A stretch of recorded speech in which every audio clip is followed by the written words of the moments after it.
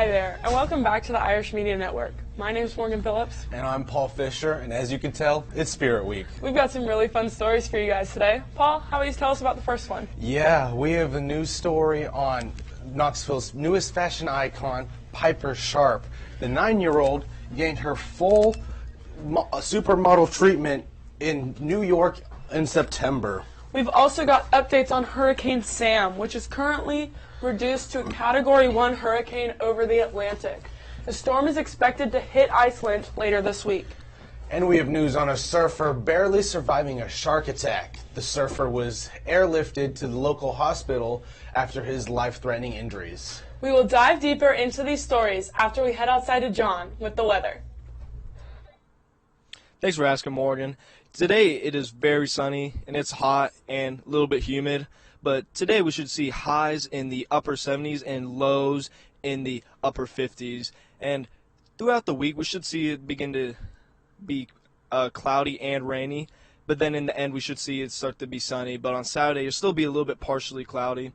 And as you can see on our radar, we have a little bit of clouds coming in, some light rain, and then some more coming in the evening.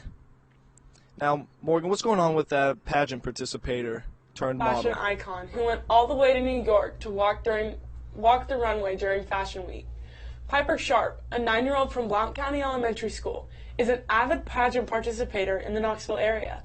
After competing in over 140 pageants, one designer has been a staple in her career, Mark DeFang. DeFang is a new designer in the fashion world, gaining popularity for his purses and shoes among pageant contestants. During his New York Fashion Week show, he decided to take his clientele to the stage. Piper was in shock, but she just had to say yes to this amazing opportunity, knowing that millions of people would be watching her. I just know that Mark, the designer, wanted me to walk for him, and I thought that was the coolest thing in the world. You're modeling in front of millions of people, and it's not millions of people inside of the room, but there's millions of people watching the television, watching it happen. Piper and her family were in New York this September for the show, where she got the full supermodel treatment. Before going on the runway, Piper knew she would experience a new world, but was up for the challenge. Piper got to keep her outfit from the show and is more than thankful for the experience. She hopes to continue modeling in the near future.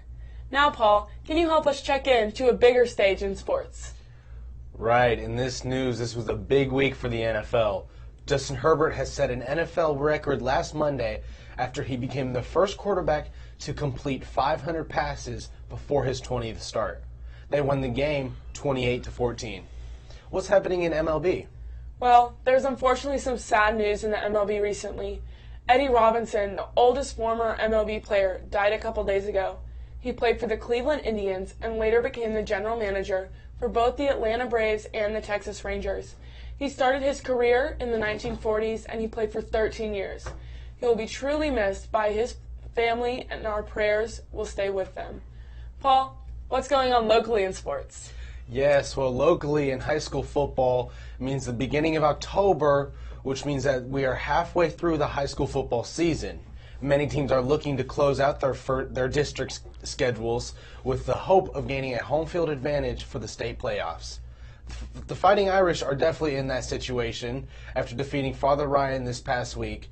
The Fighting Irish now boast a 2-1 record in the division, 2 AAA region in the upcoming weeks.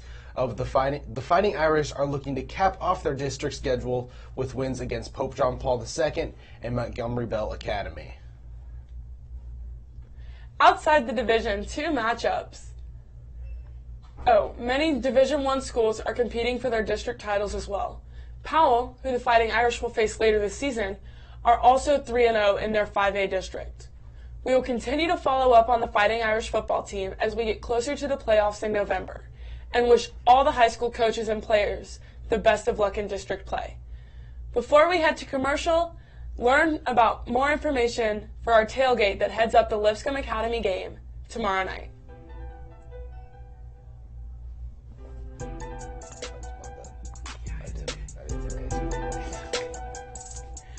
And then you stop talking.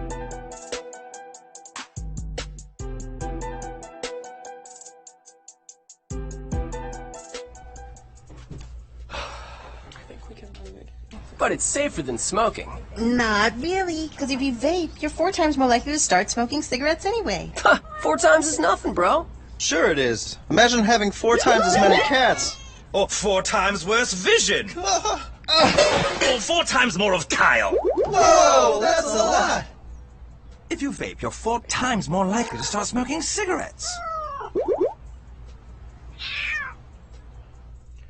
On Monday, China sent 52 fighter jets to the self-ruled island of Taiwan. This is continuing 3 days of heavy military harassment against Taiwan. The aircrafts included 34 J-16 fighter jets and 12 H-6 bombers, as well as others.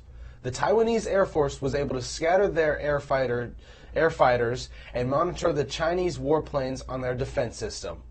The reasoning behind this aggression is that China claims democratically ruled Taiwan as its own territory to be brought under control by force if necessary. China has refused to acknowledge the island's government.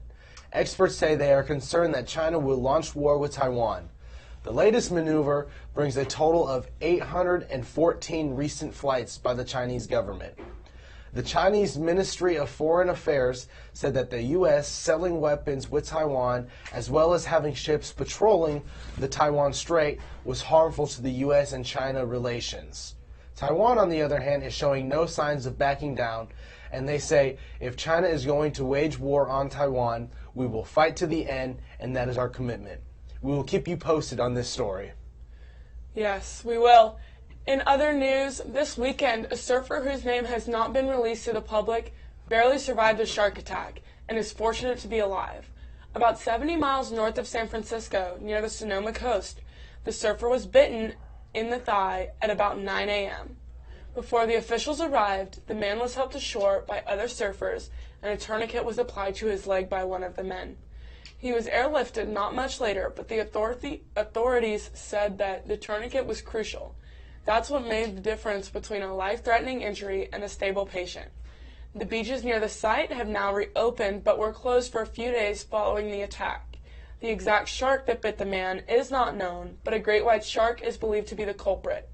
The state's Department of Fish and Wildlife is working to collect data from the wound and the wetsuit the man was wearing to establish what a species has wounded the surfer. John, how about you tell us about another tropical situation?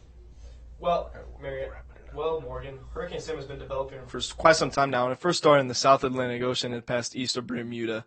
And we should see Hurricane Sam's trail hit Iceland on Saturday this weekend. Now, on to Morgan and Paula over at the desk. That is all we have for you guys today, and thank you for tuning into the Irish Media Network. Be sure to check back next week for more updates. Also, don't forget to follow us on all social medias to keep updated. Go Irish!